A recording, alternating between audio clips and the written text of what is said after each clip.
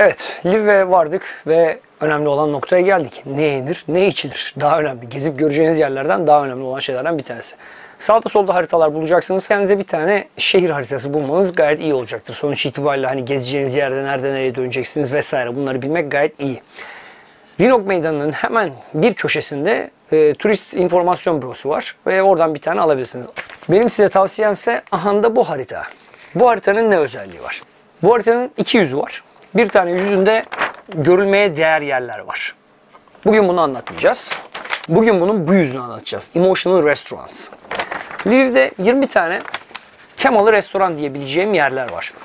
Ben 5 gün geçirdiğim zaman da bunların hepsine gitme fırsatım olmadı. 5 günlük süre zarfında bunların hepsini birden görmeniz, işte orada satılanları yemeniz, tadına bakmanız, giymeniz, çıkarmanız vesaire gibi şeyler yapmanız zaten mümkün değil. Yani 5 günde kahvaltıyı bir yerde yapayım, öğlen yemeğini bir yerde yiyeyim, akşamleyin bilmem ne edeyim. Nasıl olacak? Yetişemezsiniz. O yüzden böyle Lviv'de yapılması gereken 3 tane şey, 5 tane bilmem ne vesaire bunları kafaya takmayın. Ama dediğim gibi eğer bu haritadan bir tane alırsanız size şöyle ifade edeyim. Bu harita bu 20 tane yeri şu çemberin içine almış durumda. Bu çemberin içindeki, daha doğrusu çemberin bir köşesinden, çemberin köşesi ne be? Çemberin bir tarafından öbür tarafına 15 dakikada yürüyebildiğinizi varsayın. Opera binası şurada.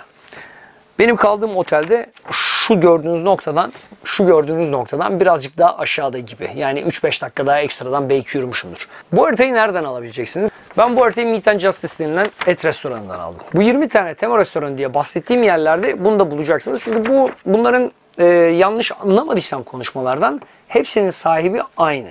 Ve bunlar turistik olan yerler. Haritadaki sıraya göre gidelim. Birincisi Kryivka. Kryivka nasıl bir yer? Kryivka, Ukrayna milliyetçiliğini kullanılarak yapılan bir yer. Yani içeri giriyorken Slava Ukrayna diyorsunuz ve adama bir şey daha söylemeniz gerekiyor. Yani bir parolası var. İçeride Rusça konuşmak yok ve adam size bir içki ikram ediyor. İçiyorsanız bir shot yapıyorsunuz, içmiyorsanız yanındaki arkadaşa veriyorsunuz ve o daha çok seviniyor çünkü 2 tane içiyor.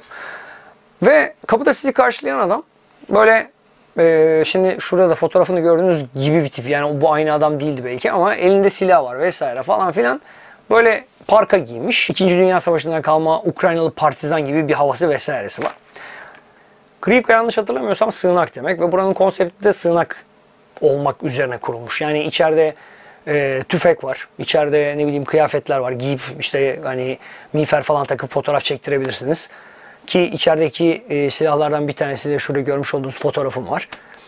İçeride değişik olan şeylerden bir tanesi bir atış poligonu var. Tabii havalı tüfek hani bizim burada böyle balona ateş edersiniz ya onun gibi bir mantığı var. Eski zamanlarda Lenin'e ya da Stalin'e falan ateş ediliyormuş. Fakat son durumlardan dolayı Putin'e ateş ediyorlar. Enteresan bir konsept sonuç itibariyle. Bir yerlerde okuduğum kadarıyla biz ondan yemedik. Yani biz sadece bir şeyler içtik ettik vesaire. Bir arkadaş tavuklu bir şeyler yedi. Ama peynir tabağı istediğinizde galiba baltayla geliyormuş. Böyle konsepti olan bir yer. İkinci bahsedeceğim yerse benim gibi çikolata severler için çok önemli bir yer. Lviv Handmade Chocolate. Bu arada Lviv ile alakalı anlamsız bir şey söyleyeyim. Şimdi biz Lviv diyoruz ve Ukraynalılar diyor ki niye Lviv diyorsunuz? Buranın ismi Lviv. Yani L ile V arasında pek bir ses yok. Halbuki Ruslar sonuç itibariyle Lvov diyor, Almanlar Leberes mi bir şey diyorlar. Sonuç itibariyle her dilde başka bir şey söylemiyor ama bence Türkiye'nin Lviv'e Lviv adını vermesi hiç Lviv ile falan uğraşmaması gerekir. Yani her dil sonuç itibariyle kendi kelimelerine sahip. Bana göre Lviv devam edebilir. Burası gayet talep gören bir yer ve gittiğiniz zaman bazen kapısında sıra vesaire olabiliyor. Benim tavsiye edeceğim yerlerden bir tanesi bu sonuç itibariyle. Hani ben gittim gördüm yedim diyerekten. Bu el yapımı çikolatanın yapıldığı mekan 3 veya 4 katlı falan bir bina. Yani içeride çikolatanın imalatını yapılan yeri de görebiliyorsunuz. Hemen üst katta da böyle envai çeşit çikolata satılıyor. Üst tarafında bir kafe var. Kafede oturup bir şeyler yerken içerken vesaire. Bir tarafta da çatısında bir arabanın olduğu bir kafe daha göreceksiniz. Birazdan oraya da geleceğim. Sonuç Lviv Handmade Chocolate denilen mekandan galiba Ukrayna'da 20 küsür tane falan varmış ve Krakow ve bir yerlerde daha var. Yani yurt dışına da taşmış olan bir zincir. 3. mekana hiç gitmedim.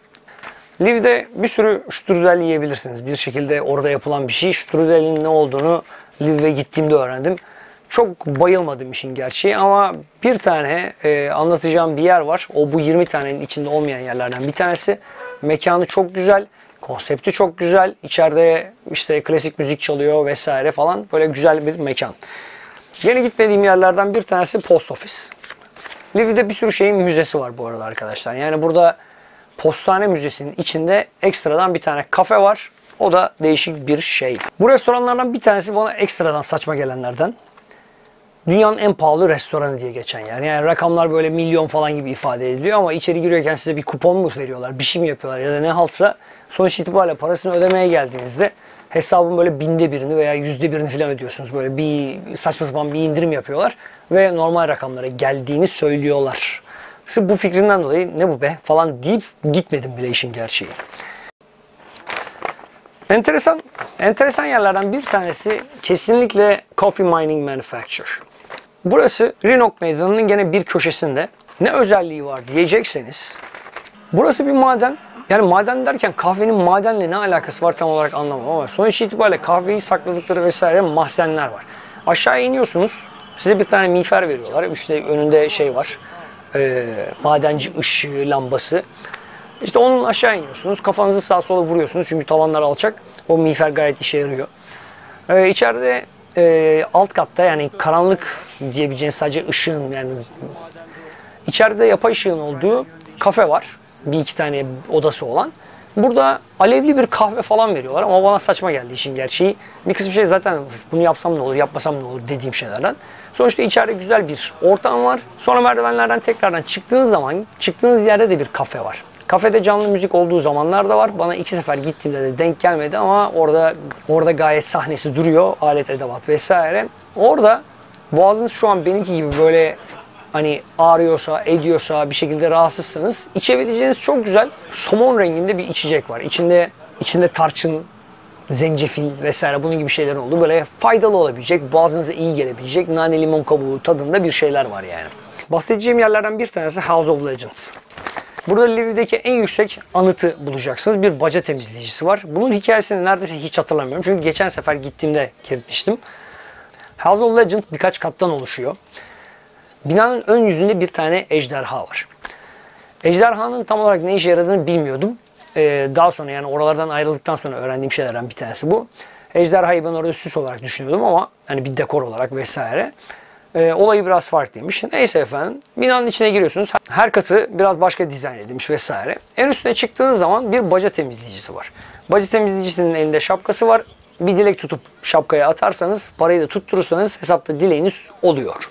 Uçan araba dedikleri bir araba var. Bu uçan araba denilen şey de işte çatıya konulmuş hani diğer kafeden baktığınızda gördüğünüzü söylediğim araba var ya, bakıyorsunuz böyle orada arabanın ne işi var modunda olan bir yer. Sonra gidiyorsunuz arabayla fotoğraf falan çekebiliyorsunuz bilmem ne. Akşamın bir vakti çatıda bir tren varmış. Ben bunu hiç görmedim bile ama tren bir yerden bir yere hareket ediyor ve son noktasına geldiğinde ejderhanın ağzından alevlerin çıkmasını sağlayan bir mekanizması varmış. Bunun ne olduğunu hatırlamıyorum. Mekan olarak şöyle güzelliği var. Lviv'in gerçekten en yüksek noktalarından bir tanesi bina olarak baktığınızda ve şöyle bir çevreyi döndüğünüzde bir sürü yeri görebiliyorsunuz. Diğer bir anlatacağım yer Mazoş Cafe. Mazoş Cafe'nin hikayesi sonuç itibariyle şöyle diyeyim daha doğrusu. Mazoş Lviv doğumlu ve bu kafenin konsepti de işte eğer kırbaçlanmak istiyorsanız hazır bir tane kırbaç var. Siparişinizi vermeden evvel garsonlar sizi kırbaçlayabiliyor. Bunu yapanlar var. Çok sert olduğunu söyleyen de var vesaire. Yani birkaç tane yerde okudum ama ben oradayken kırbaçlanan kişilerin öyle çok da sert kırbaçlandığını görmedim. Belki zamanına ve garsonuna göre değişiyor. Buranın menüleri bir enteresan. Böyle afrodizyak olduğunu iddia ettikleri kokteylleri vesaire var. Değişik bir ortam sonuç itibariyle. Buranın dekoru da işte kendince bir enteresan. Daha çok kırmızı ağırlıklı vesaire. Duvarlarda da çizimler var. Çizimlerde kadınlar dominant rolde. Böyle bir yer. Hani gittiniz, görülmesi değişik olacak olan yerlerden bir tanesi. Çünkü çok fazla bir yerlerde bulacağınız bir konsept değil sonuç itibariyle. O yüzden gidip görmenizi tavsiye ederim. Süper keyif aldığımız yerlerden bir tanesi Pravda Beer Theater. Pravda Bira Tiyatrosu. Pravda da gerçek miydi, doğru muydu? Her seferinde unutuyorum. Buranın özelliği de şu videoda gördüğünüz üzere canlı müzik var burada. Vurmalı ve üflemeli çalgılar var. Yani saksafondur, trompettir, davuldur vesaire gibi. Tamamen enstrümantal. Fakat biz girdiğimizde şöyle bir şey yaptılar. Bir nevi karaoke gibi bir şey düşünün. Sözleri karşı tarafta böyle şöyle bir mantık. Yani birileri kağıda sözleri yazmış, kaldırıyor. Birileri kağıdı okuyor vesaire. Tam eski tip karaoke gibi bir şey yani. Bir öyle bir şarkı söylendi ama ondan sonra işte yarım saat falan çaldılar. Biraz ara verdiler. Bir yarım saat daha çaldılar. Bir saatten daha fazla falan müzik çaldılar. Böyle yemekleri çok enteresan vesaire değil ama mekan çok güzel. Bir de özellikle hani içki içenler için her zaman şunu söyleyeyim, çok fazla çeşit var. Her türlü keyif alabileceğiniz içeceği vesaireyi bulabilirsiniz. Canlı performans mükemmeldi bu arada. Yani hani oralarda olsam hani her hafta gidilir mi vesaire ama orada yaşayan bir insan bence sürekli böyle bir yerlere gidebilir yani. Lviv'de Odessa'daki gibi her yerde sushi falan bulamadık. Fakat 20. restoran Maki diye bir yer. Buranın nerede olduğunu anlamadım bile. Burayı bilseydim buraya da giderdim mesela. At the Golden Rose'da bir Yahudi restoranı. Özellikle Krivka ve At the Golden Rose çok ciddi tepkiler alıyor. Bunları almasının sebebi de bir tanesi partizanların zamanında Nazi tarafında vesaire gibi böyle bir tarihi bir şeylerden dolayı. Yani beraber savaşmışlar gibi bir şeyleri var. Tam olarak hatırlamıyorum. Çünkü bazı şeyleri anlatıyorlar falan deyip geçiyorum böyle. At the Golden Rose'da şöyle bir durum var. Mesela sosis var fakat koşer değil. Bazı yemeklerin Musevilikle falan pek alakası olmadığı veya içeri girdiğinizde size işte bir şapka verdikleri, bunun kenarında yani bir nevi Musevilerle dalga geçiyor gibi bir hali olduğu için burası ciddi tepki almış. Ama buranın sahibi, yani şu kağıtta göreceğiniz şeylerin, restoranların sahibi kendince açıklamaları var. Yani hem Krivka için hem diğer yerler için veya At the Golden Rose için bir şekilde kendini haklı görüyor ve turistik ve eğlenceli olduğunu düşünüyor. Tabii turistler olayın ne olduğunu tam olarak anlamıyordur. Yani ben de hani gittik bazı yerlere, girdik çıktık bilmem ne, eğleniyorsunuz. Bütün hikaye bundan ibaret olmuş oluyor. Bu listede olmayan bizim strudel yediğimiz bir dükkan var. Bir kafe. Küçük bir yer. Çok güzel. Hem dekoru çok güzel hem yiyeceğiniz şeyler güzel. Strudel'in değişik tipleri var. Yani mantarlısı veya tavuklusu vesaire olabildiği gibi işte elmalısı, cevizlisi vesaire gibi bir şeyler var. Ben tatlıları tercih ediyorum her zaman. Çünkü hamuru itibariyle bana göre tuzluyla giden bir şey değil. Yine gidebileceğiniz yerlerden bir tanesi bu. Hep restoranlardan vesaire bahsetmiş gibi oldum ama olay tam olarak bu. Gideceğiniz saate göre canlı müzik var. Genelde akşamleyin oluyor. Mesela Krivka'da varmış. Veya galiba demin de söylemiştim. Bu kahve madeninde orada da canlı müzik var.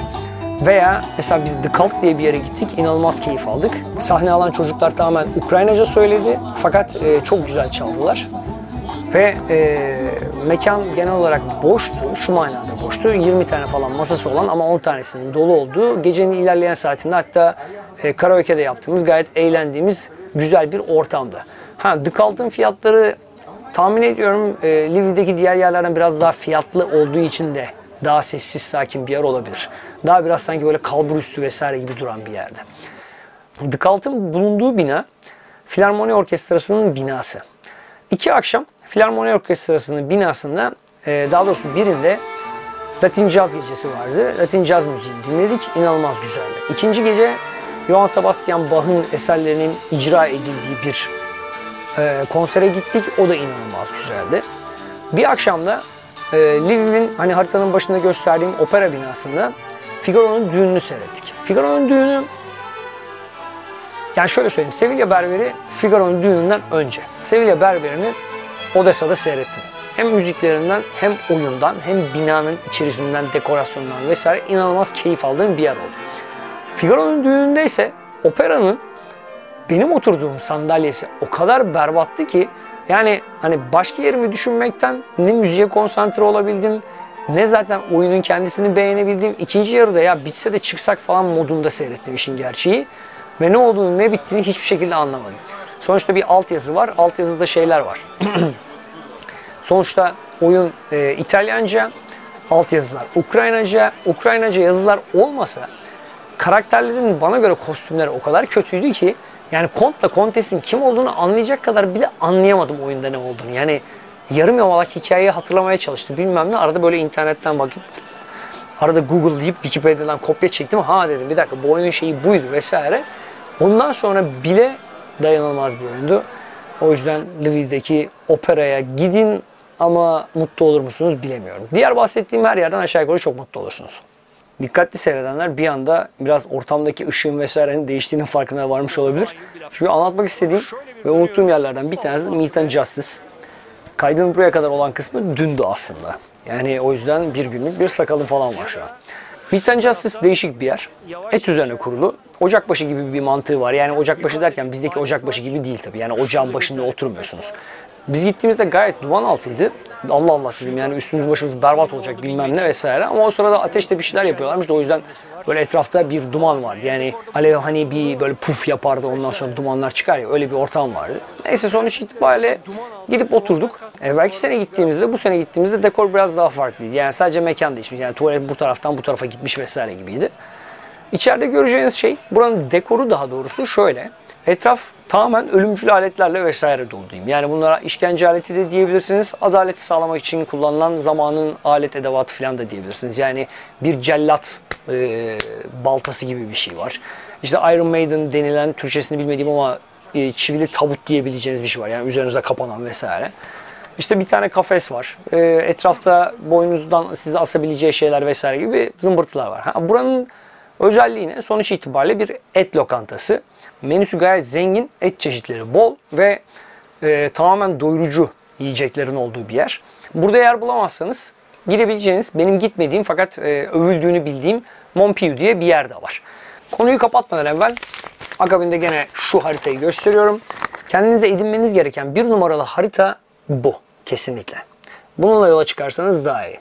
Bir sonraki vlogda bahsedeceğim konu gezilecek ve görülecek yerler şeklinde olacak. Aşağıdaki linklerde Live Your Body diye bizim de bedava bir turuna katıldığımız bir organizasyonun linkini vereceğim. Eğer gitmeyi düşünüyorsanız bence bir tıklayıp kendileriyle temasa geçebilirsiniz. Eğer Couchsurfing gibi bir uygulama kullanıyorsanız Lviv'de bedava şehir turu, yürüyerek yapılan şehir turundan katılabileceğiniz bir turun olduğunu göreceksiniz büyük ihtimalle. Bir sonraki vlogda görüşmek üzere.